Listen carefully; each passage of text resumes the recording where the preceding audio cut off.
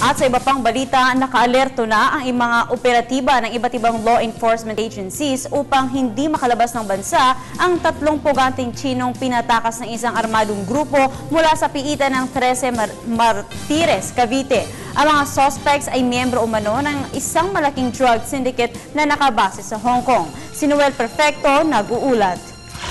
Matapos na iutos mismo ng Pangulong Benigno Aquino III ang paghuli sa 3 puganteng Chinese nationals na naarestong illegal drugs sa 13 Martires, Cavite, tiwala si Immigration's Intelligence Chief Attorney Antoniette Manrobang na hindi na makalalabas pa ng bansa sina Li Tianhua, Wang Lina at Li Fanyan. Ipinagdiinan pa ni Mang Robang na malabong makalabas ng Pilipinas ang 3 kahit na gumamit pa sila ng ibang pasaporte dahil nakapaskil na ang mga litrato at imahe ng mga ito sa immigration desks.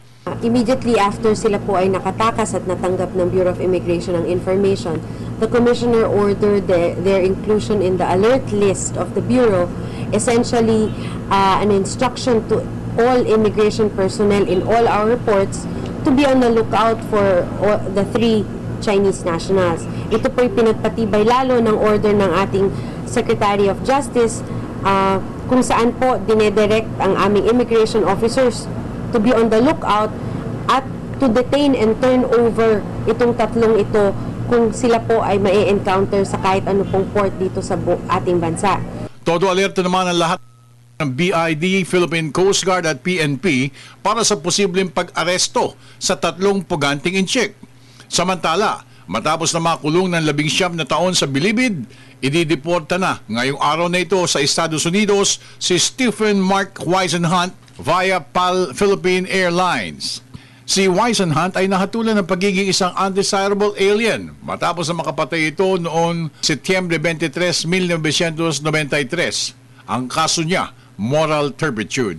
Agad din kinansela ng BID ang non-preference quota immigrant visa nito. I-implement na po ang deportation ni Mr. Stephen Mark Wisenhunt on February 28, which is tomorrow. He is scheduled to depart via Philippine Airlines. So, i-implement po natin tomorrow ang kanyang deportation. Ito po ay alinsunod dun sa summary deportation order na inisyu ng Board of Commissioners kung saan po because of yung service of his sentence and conviction of a crime. Ng bayan, ako naman si Noel Perfecto.